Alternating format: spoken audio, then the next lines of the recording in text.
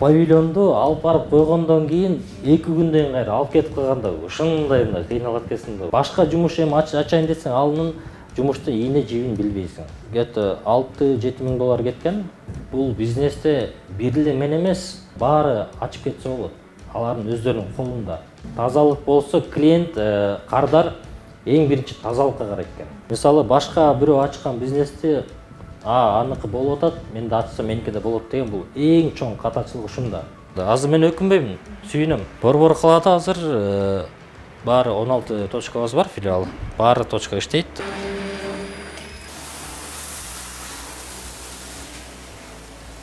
Азыр Казакстанга, Алматыга алып чыгып атабыз. Творогдагы домашний, ошондуктан даамы биздики өзгөчөлүгү ошондо болуп турат.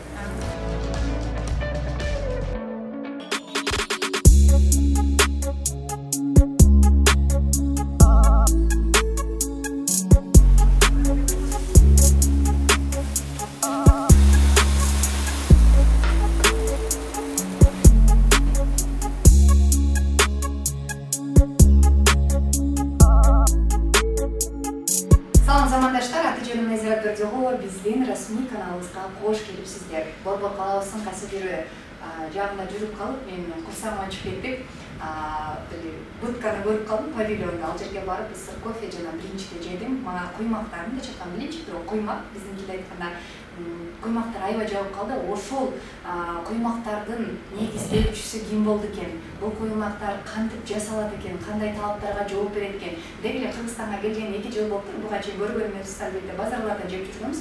Бирок ушундай точкаларды, павильондор көргөн эмеспиз. Бул биздин шаардын жана борбор калабыздын жашоочулары үчүн абдан ыңгайлуу, анткени мындай күнсукта ысык кофе жана куймак жеп кандай ырахат. Замандаштар ошол куймактын негиздөөчүлөрдүн бири Турдалыев Айталы Смайловичти дам программабыздын коногу иретинде чакырды. Көпмангүл.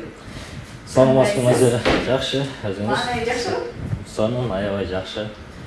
Сизге аябай чоң рахмат, бизге көңүл буруп койгонуңузга.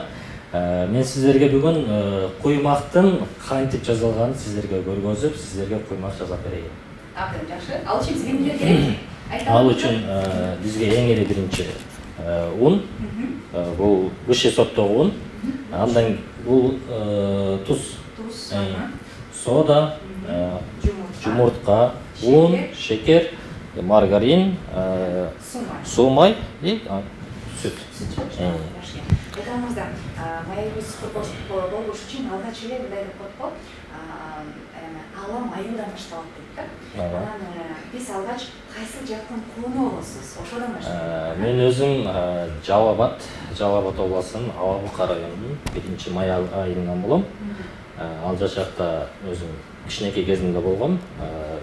Өзүмдүн чоңоюп өскөн жерим бул Бишкек. Борбордо чоңойгом өзүм. Бул жактан бул жакка келгенден кийин өзүм кичинекей кезимден бери бизнес тармагына өзүм жакын болуп жүрчүмүн. Кичинекей кезимден бери. Анан окууну бүткөндөн кийин мен өзүмдүн оюм, планым Бишкекке бир бизнести куруп, ошол бизнести алып кетишке иштетем деп. Андан кийин өзүм кичине 16 жаштан баштап иштеп баштадым. Кичинекей кезде ал кезде көп түшүнүк жок бизнеске. Айталы мырза, мисалы үчүн сиз ошол курак мезгилдеги көп мырзалар бир жерге автоунаа жуугуч болуп келишет, бир жерге болсо жанагы официант болуп келген алгачкы жумуштар ушундай мырзаларчы. А сиздин алгачкы жумушуңуз эмне эле? Эң эле алгачкы жумуш бул фастфудка киргем, шаурма жасап киргенде, ал кезде 16 жаштан өтүп калгам. 17 жашка чукулдап калгам. Ошол кезде эң биринчи иштеп баштаган жумушум ошол. Андан кийин ал жакта 2,5-3 жыл иштегем. Иштегенден уже опыт аябай эле көбөйөт экен. Көбөйгөндөн кийин калган жумуш бизнести ачып кетип өзүмдүн колумда болуп калды. Андан кийинкисинде өзүм биринчи ачкан бизнесим бул шаурма, фастфуд. Ал дагы эле иштеп атат. Андан кийинки жумуш бул бизнес бул блинчик, куймак. Эң эле азыр сиздерге куймакты жасап көргөзүп берип кетейин. Ошондой эле ун, айткандай эле. Андан кийинки сүт. Жакшы. Айтсаңыз ошол шаурма сатып иштеп атканыңызда кыйындарыңыз. Мен бул жерде эмне жүрөм? Өзүм иш ашып иштесем болбойбу деп болдум. Анткени кээде болот го жанагындай алар менен тил табыша албай, урушуп кетип, мисалы үчүн көз карандуу бирөө иштеши болбойбу, айталы. Эң эле мына өкүнүчтүү кези эми баарында минус болот. Мисалы менде дагы минус бар. Иштеп жүргөн кезде менде дагы минус бар, бирок ал минустарды мындай көп деле өзүбүз байкабайт экенбиз да. Көрсө ошол жумушта иштеп жүргөндө ал жактын ээси мага туура эле сөздөрдү айткан экен. Мындай кылышың керек, тигиндей кылышың керек. Мен аны туура эмес ойлодум. Мага эмнеге антип айтып атат деп мен ага мындайча айтканда тарынгансып ошентип өкүнгөн күндөр болгондо. Эмне кылып атат мага деп. Көрсө ал ошол күндөр мындайча айтканда мен үчүн сабак болуптур ал күндөр. Сабак болуптур. Айымдар мынакей эки жумуртаны чыгарып алдык. Бул 3 адамга ылайыкталган, э? 3-4 адамга ылайыктуу. Мындан кийинкисинде жумуртканы коштук. Маргаринди кошуп алабыз азыр керектүүсүн.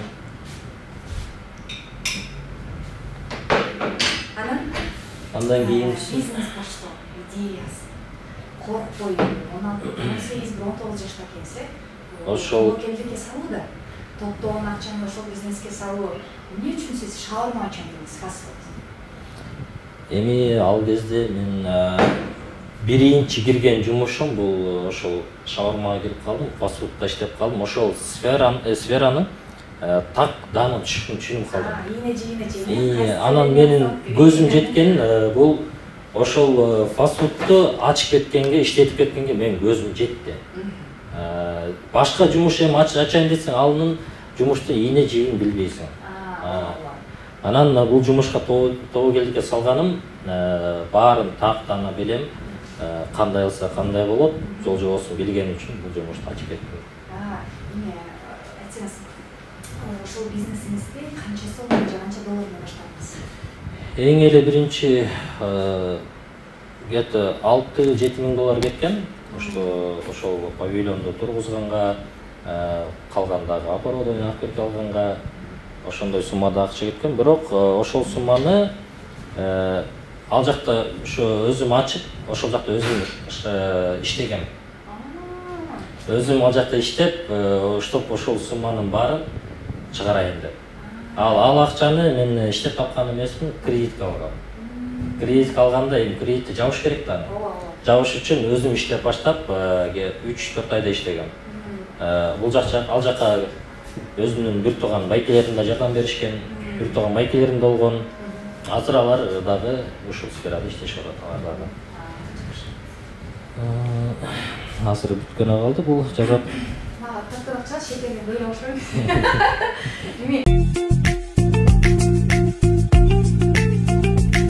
Айтсаңыз, бизде көрүп жаткан жаш-өспүрүм балдар, мисалы үчүн, колдун акчасы бар. Кантип бизнес баштасам деп, мисалы үчүнчү, акчасын тобокелге салыш керек, аракет керек, тааныш керек дегендей. Бизнесчилерди алгачкы кадамда кыйынчылык турасын айтсаңыз. Эми бул бизнесте бир эле мен эмес, башкалардын баары ачып кетсе болот. Алардын өздөрүнүн колунда. Мисалы, цель болуш керек. Ошол нерсеге жеткиде. Өзүнүн каалоосу болуш керек. Если адамдын каалоосу жок, эч бир жумушту алып кете албайт. Каалоосу болгондо баардык эмне гана жумуш болбосун, адамдын колунан баардык нерсе келет. Баардык жумушту алып кетет. Мисалы, мен жасаган нерсени башка балдар деле жасап кетсе болот. Бул мисалы мындай эч ким билбейт эмес, баары эле билет. Эмне кошулат, баары кошулат, баарысы эле билет. Мындан башка дагы толтура жумуштар бар. Алар деле мисалы алып кетсе деле болот. Эң эле кыйынчылыгы бул жумуштун жаңы баштаган кезде жумуштун көп нерсесин билбей калганда өтө чоң кыйынчылык болот экен. Мисалы үчүн эмнеге көңүл буруш керек? Көбүнчөсү жумуштун основной сырткы көрүнүшү, клиентке кандай. Анан эң биринчи очередь тазалык. Тазалык болсо клиент кардар эң биринчи тазалыкка карайт экен. Тазалык канчалык деңгээлде ошол иштегендер таза.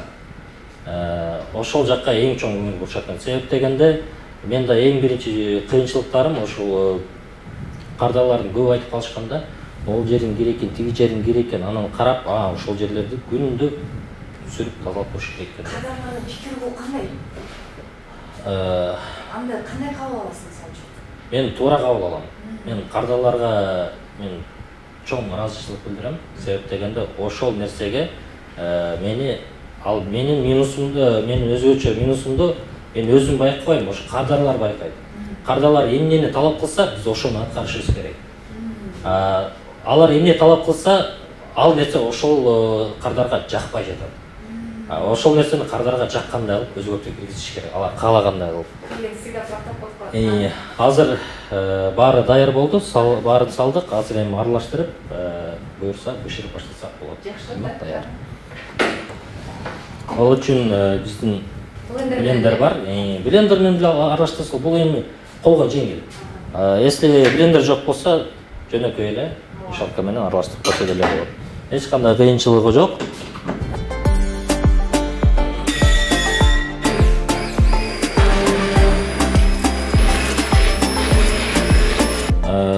Куймакты аралаштырганда жакшы аралаштырыш керек. Ичиндеги ундары, башка бөлтөк болуп калгандары толук эзилиш керек.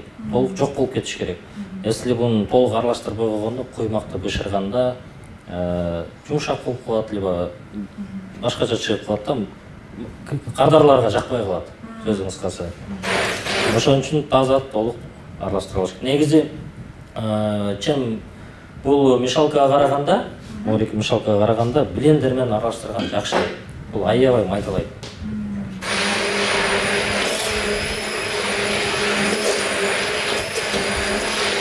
Куймак жасоо мен өзүм 2 жыл мурун, 2,5 жыл мурун, 2,5 Бишкекте жүргөндө көп байкап жүрчүмүн. Бишкекте көрсө куймак жасаган сет жок экен. Павильондар жок экен. Анан кофейняларда бар, бирок аларда эми мындай количество чыгарып берише албайт. Алар еще мындай ысык чыгарып бере албайт. Мынакей азыр биздин смесь даяр болду. Уже бышырсак болот. Сковородка даяр болгончо бир-эки суроону биз баттан жооп берүүгө аракет кылалы. Мынакей спорттук калыбызга кайын кыдырып көрдүкчү. Демек, бул идеясы баштан эле бар болуш экен да? Ооба, баштан бар болчу. Негизи бизнес тармагында, мисалы, мен деле башкаларга дагы айтып кетет элем. Бул бизнести ачыш керек. Мисалы, Бишкекте жок, мисалы, борбор калаада жок бизнести ачып өнүктүрүп кетсе болот. Мисалы, башка бирөө ачкан бизнести аныкы болуп атат, мен да ачсам меники да болот деген бул эң чоң катачылык ушунда. Себеп дегенде көпчүлүгүн азыр байкайбыз. Мисалы, бизде иштеп атабыз, биздин да конкуренттер бар, алар да ачышып атат. Алардын кылганы эң чоң катачылыгы ушул экен. Себеп дегенде бул мисалы биз турган жерге жанына эле барып ачып алат, анын соодасы болбойт. Анткени сиздердин өзүңүздөрдүн кардарларыңыздар бар. Анан ошол башка балдарга же бизнес ачам дегендерге баарын айта кетет элем.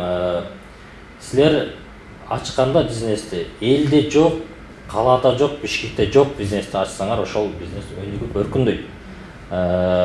Андан кийинки мисалы биринчите биздин конкуренттердин бирөөнөн байкап калдым. Биздикини окшоштуруп, мисалы рекламасын окшоштурат, башкасын окшоштурат. Алар дагы эң чоң катачылыгы, туура эмес. Башка дизайн менен болуш керек. Алардын дагы өздөрүнүн өзгөчө жеке дизайны болуш керек. Өзгөчө башка аты, мындайча названиясы болуш керек. Сөзсүз түрдө. Жакшы, айта алмадым. Ушул куймактын биринчи күн ачылышына туура 2 жыл болуптур да. Анан эми аркы сары эсеп салса чын эле аябай оор күндөр болгон да. Мисалы үчүн мен биринчи ачам дедим, ал эми ал үчүн консистенция керек. Эң эле оор бул куймакты бышыруу да. Мисалы үчүн мен деле аял киши катары бир күнү окшошпой калат да. Бир күнү эмеге сковородка жармашып калат, бир күнү түшүп калат, жасагым келбей калат да. Бул оор да жасашчы. Алгач ушул рецепт боюнча айтсаңыз, бул рецептти кайдан кайдан алдыңыз? Же атайын ашпозчулар чакырып алып туруп кастинг кылдыңызбы? Рецепт менен Рецепт боюнча эң эле бул жакшы суроо бердиңиз. Рецепт боюнча бул кыйынчылыгы жок. Жакшы рецепттин мисалы мен өзүм интернеттен көрүп көп варианттарды алдым. Көп варианттарды алып жасап көрдүм. Бирок даам туура келген жок. Мага жаккан жок. Мага да жаккан жок. Мен клиенттерге да биринчи точканы ачканда ошол рецепт менен сатып көрдүк. Клиенттерге жаккан жок. Андан кийин ошол ар кайсы варианттардын баарын чогултуп келип, ар кайсы варианттан биринен ар кайсы продукцияны алып, ортого келип ошол рецептке туура келдик биз. Алгаш жасауда кандай болду? Кыйынчылыктар болду? Биринчи кылышып атканда Кыйынчылыктар мындай кыйынчылыктар жок эмес, аябай чоң болот. Себеп дегенде биринчи ачылган мисалы точкабыздын 15-16 күндө убакыт кеткен. Себеп дегенде мисалы смесь жасайбыз, клиентке жакпай калат же туура эмес чыгып калат, аны кайра төгүш керек. Төккөндө дагы эми канча деген жумурка, он, сүт кеткен, ошентип жарым айда убакыт кеткенде мен буну алып кете аламбы деп өкүнүп, жакшы чыкпай атат, туура эмес чыгып атат. Кантип каяктан алсам болот деп анан баарын чогултуп келип, ар кайсы нерсесин алып, граммовкаларын баарын өзгөртүп, баарын анан ушул рецептке туура келдик.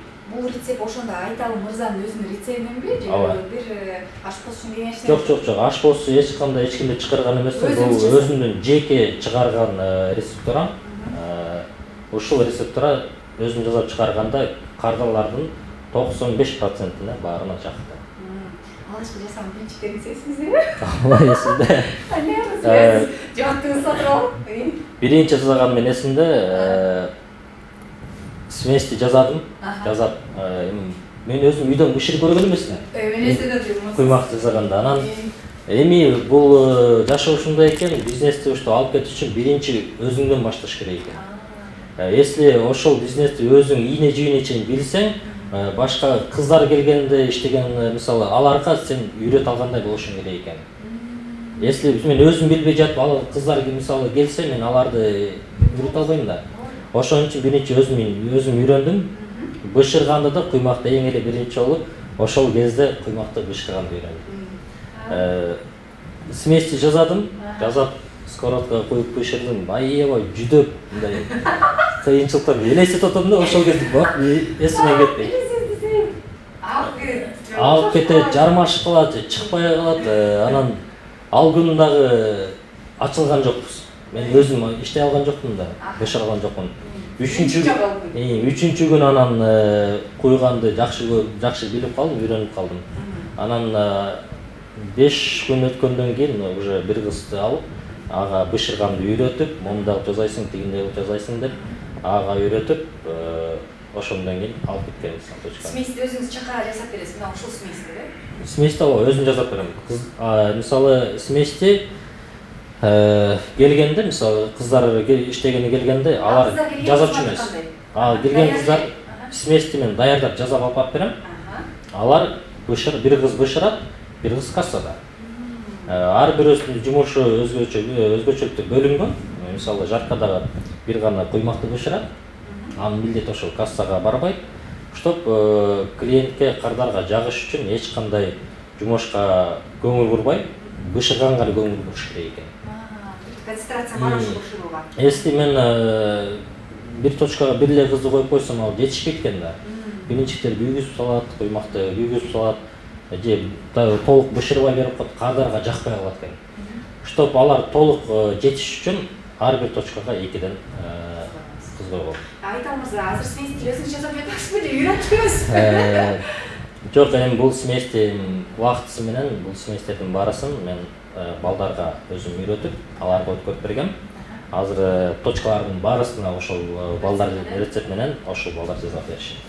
Бирок бул рецепт баардык шаардын баардык точкаларына ушул бир эле жерден кетет, бир эле рецепт менен кетет, бир жерден жасалат. Айталы мырза, айтсаңыз, между нами эфирден ишинде бул артып калган консистенцияларды эртеси күнү бизге бышырып бере бересиңерби же түгөнүп калабы? Бул мезгил кандайбы консистенция, кайсы учурларда көпкө турат? Эң жакшы айттыңыз бул нерсени. смесь жайкысын эми күн ысык билесиз. Жайкысын бул смесь жазылгандан кийин, даяр болгондон кийин 6 саат убакыттын ичинде клиентке уже берилип калыш керек, бышык берилиш керек. Демек бул смесь 6 саатта эле даяр. 6 саатта, жайкысын бул 6 саатка. 6 сааттан өткөндөн кийин жарабайт уже бул. Негизи бизде смесь жасалгандан кийин 3 саат ашып кетсе 4 сааттын ичинде уже клиенттерге келип уже колуна карматылат. 6 саатка да жетпейт. Жай мезгилинде. Кышкысын болсо эми погода суук, иште суук, 8 саат. 8 сааттын ичинде клиенттердин колуна уже кармалып берилип калыш керек. Анан клиенттердин баары эле мисалы айтып калышат, куймактар бышып бир аз чогулуп калса айтып калышат, бул эски турбайбы же башка турбайбы деп. Бизде эч качан эскиси калбайт. Даже уже түгөнүп баратканда жол кечкисин клиенттер наоборот сурап калышат. Калдыбы деп. Биздин убакыт саат бар, мисалы 9-дан 9-га иштейбиз. Эң акыркы заказды саат 8-де алабыз. 8-де алып, 9-га чейин ошол заказдарды бышырып уже беришет. Эмне бышырабы? Бышыра алам да. Бериңиз. Замандаштар, биз азыр мынакей блинчиктерибизди бышырган атабыз. Айталы мырза, кеттик эми. Мынакей Назирайым келдик, азыр бышырып жасаган смести бышырып көрөлү. Кандай чыгат экен. Сковородкаларды каяктан алдырасыздар, Айталы мырза? Башкача сковородка мен үйүмдөгүдөй эмес экен да? Сковородкалар булар атайын заказ менен келет чет жактан. Асуну бул Кытайдан келет. Бул өзгөчөлүгү чем биздин сковородкаларга караганда бул калыңыраак. Именно ушул блинчикке жасалган. Жакшы бышырат. Эмнеге көңүл буруш керек ушул блинчик бышырууда, Айталы мырза? Жармашып калбаш үчүн, агып калбаш үчүн? Бул эң эле биринчи жармашып калбаш үчүн бул сместин жасалганынан зависит этет. Если смесь жакшы жасалса, сковородка эч качан жармашпайт. Андан кийинкиси сковородканы атайын майлап туруш керек. Майлап туруш керек. Чтоб жармашпаш үчүн. Анан ушул алгачкы бир эмеңиз барбы? Эсиңизде. Кардарлардын калбалысы кандай эле? Айттыңыз го, мен биринчи өзүм иштеп баштаганмын депчи. Мен азыр ошол биринчи ачылган кезде эсимде, мен бышырып атсам бир кардар келип айтып атпайбы? Куймакты сен кантип бышырып атасың дейт. Негизи буну кыздар бышырат деп. Анан мен кардарга айтып калдым. Бул жумушту мен өзүм ачып баштадым. Мен өзүм биринчи үйрөнүп алышым керек. Үйрөнүп алгандан кийин гана кыздарга өткөрүп берсем болот деп ага түшүндүрүп айттым. Алып туура түшүнүк менен кабыл алып кетти. Буга мисалы үчүн жанагы айттыңыз го 16 күн ачылып турганда блинчик куймактар бири-бирине окшошпой деп. Кардарлар бириси ачуу болуп калыптыр, бириси таттуу болуп калыптыр, же бышпай калыптыр дегенде. Эми кызарчыбы, жаман болуп. Мындай кардарлар антип айтканда мындай өзүң ичиңен жаман болосуң. Эмнеге мен аны кыла албайм? Эмнеге мен окшоштура албайм?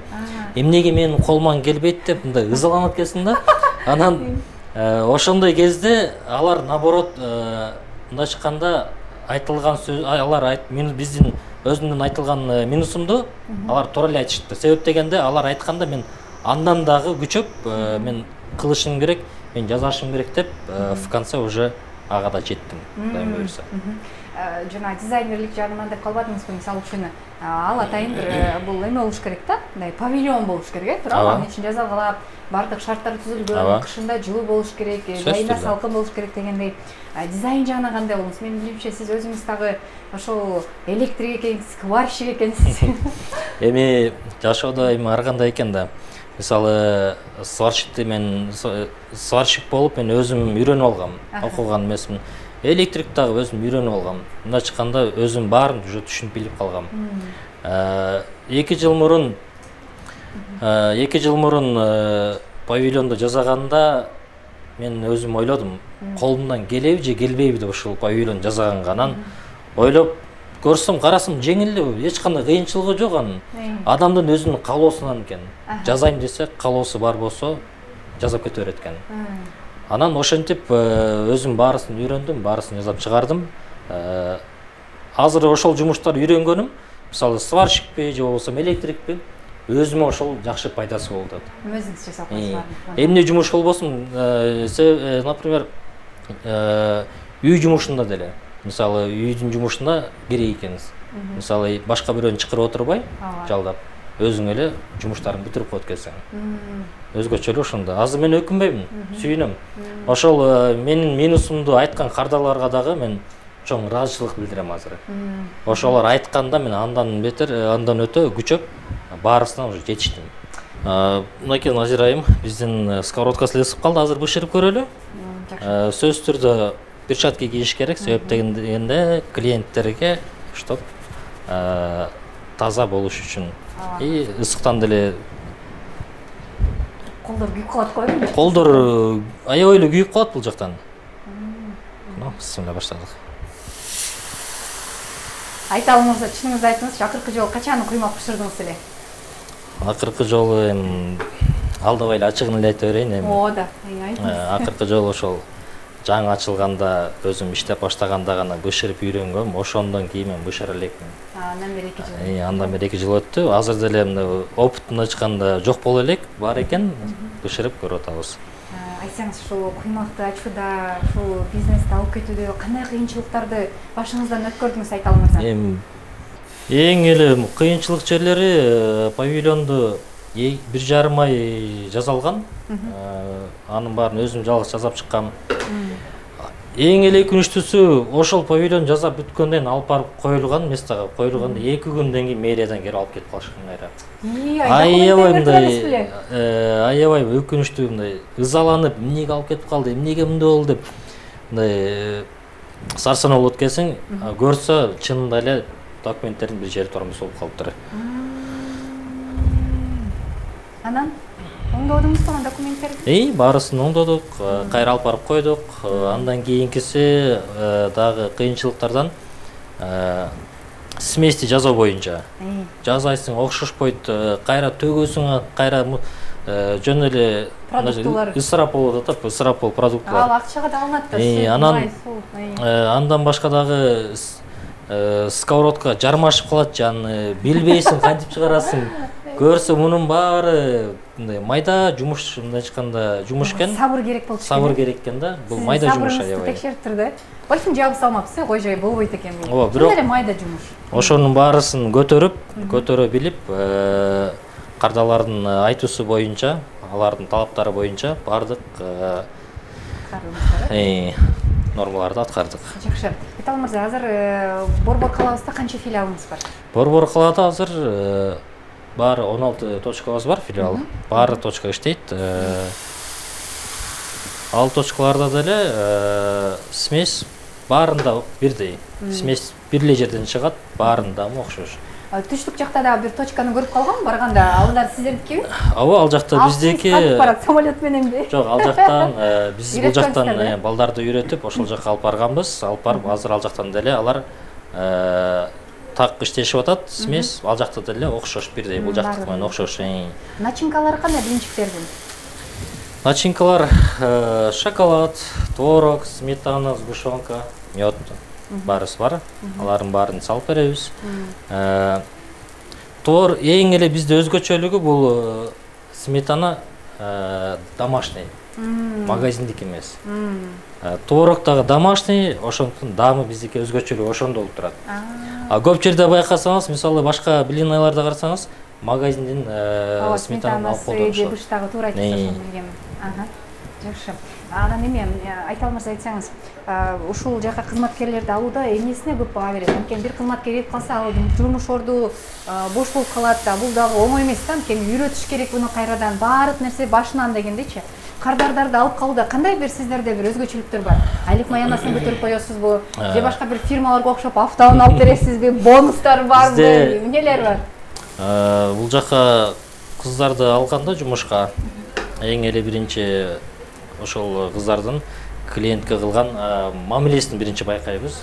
Аларга обучать этип үйрөтөбүз.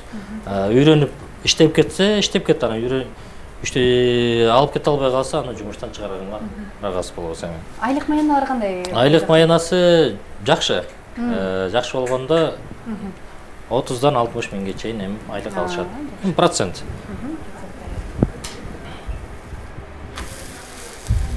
өзүңүз кайсы начинка менен жакшы көрөсүз? Айталы мырза. Творог менен. Творог менен жагат. Творог менен аябай жакшы көрөм. Творогту дагы бизде өзгөчөлүгү бар. Творогту биз ошол алган жерден эле биз алып келип салып бербейбиз. Аны дагы жасайбыз. Творогту даамын чыгарып, кошумчаларын кошуп, анан даамын чыгарып, анан уже клиенттерге салып беребиз. Буйртмалар кандай? Көбүнчө бизде шаарда борборкалар үйлөрүнө буйртма берет же тойлорго же бир отуруштарга дегендей.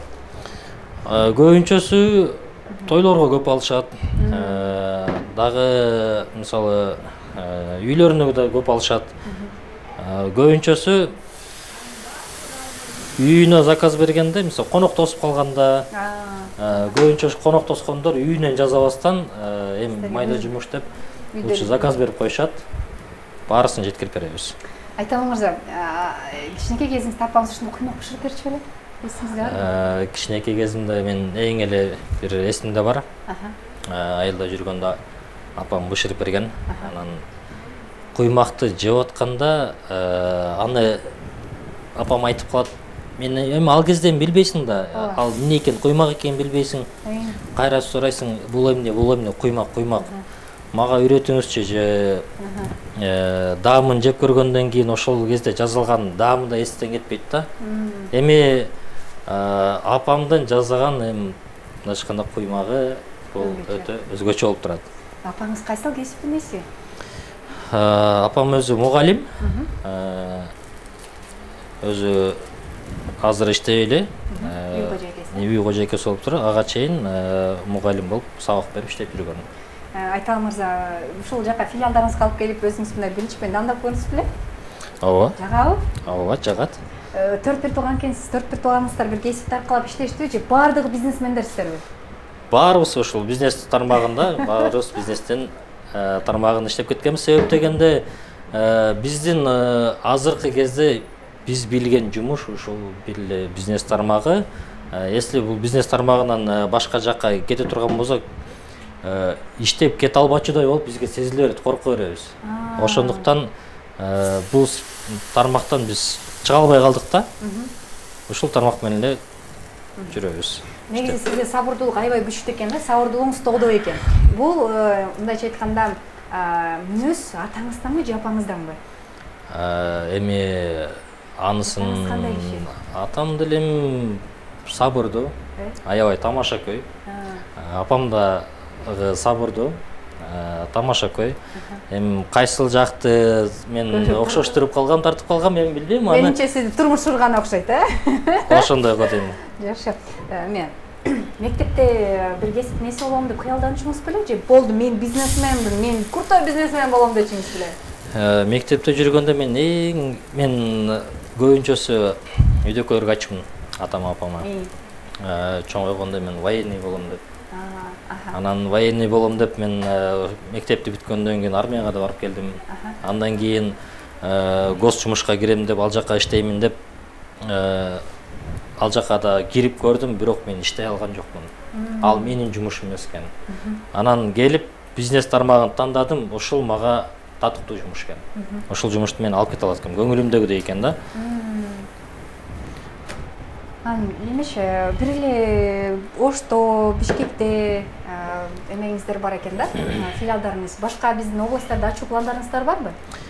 Эми буйруса баарысы убактысы менен болуп кетет. Баарысын Кудай буйруса эми башка региондорго дагы ачканга биз ниетибиз бар. Азыр мына Ошто ачылды, Кудайым буйруса жакынкы арада уже Алматыдан ачылат. Сизди көрүп жаткан, келиңиз мен бир аракет кылып көрөйүн. Сизди көрүп жаткан жаштарга кандай бир кеңеш берет элеңиз, Айталы мырза? Жаштарга мен кеңешим эч качан тартынбагыла, эч качан мен ал жумушту кыла албайм, ал менин колумдан келбейт деп эч качан айтпагыла. Адамдын колунан бардык жумуш келет. Жумуштун баарын өзүңдүн каалооң болсо алып кетсең болот. Эң биринчи ниет болуш керек. Аракет кылыш керек ал нерсеге. Мен кылган жумушту башкалар да алып кете берет. Эч кандай кыйынчылыгы жок. Келиңиз. Жок, келиңиз менен эле аракет кылып.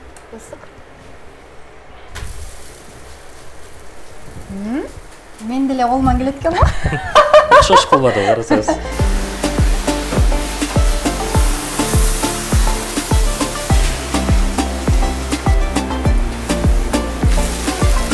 Айталы мырза, өтүп бараткан жыл сиз үчүн кандай жылдардан болду?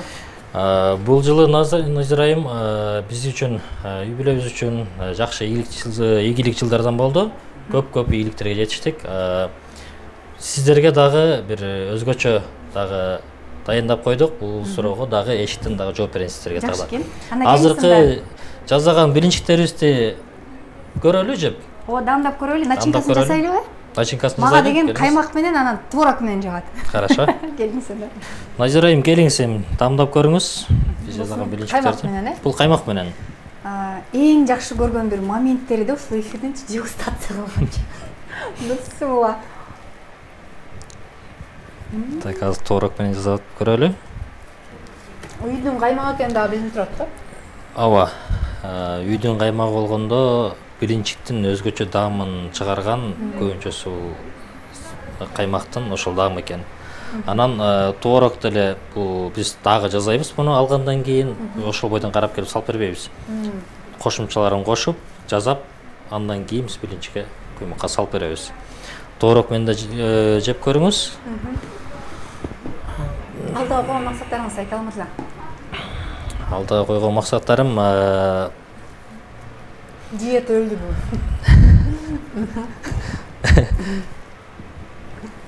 Замандаштар, мынакей творог менен жеп көрөйүн деп атамын. Бисмилла.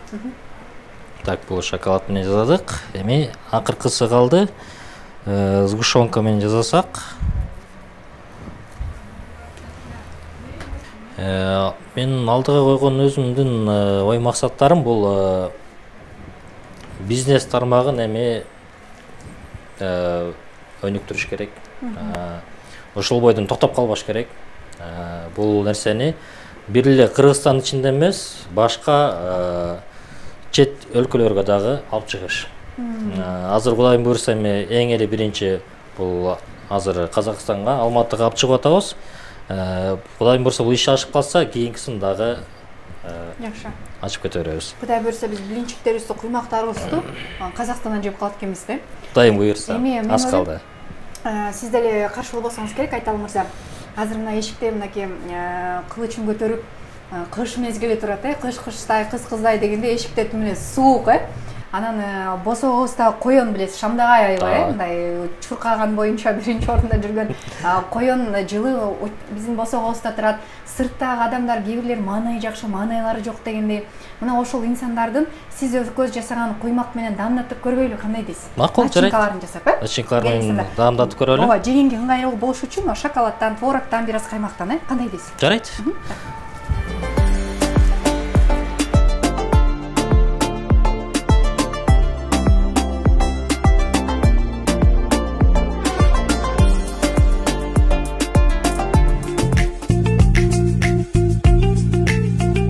Замандаштар, мынакей Айталы мырза сөз бергендей, биз азыр сыртка чыктык. Биздин замандаштарыбызды азыр биз жаңы жыл менен куттуктап, биринчи менен даамдатып көрөлү. Ооба, келиңиздер. Келиңиздер. Здравствуйте, с наступающим вас. Мы хотели вас сегодня угостить. Спасибо вам большое. Ага. Спасибо большое.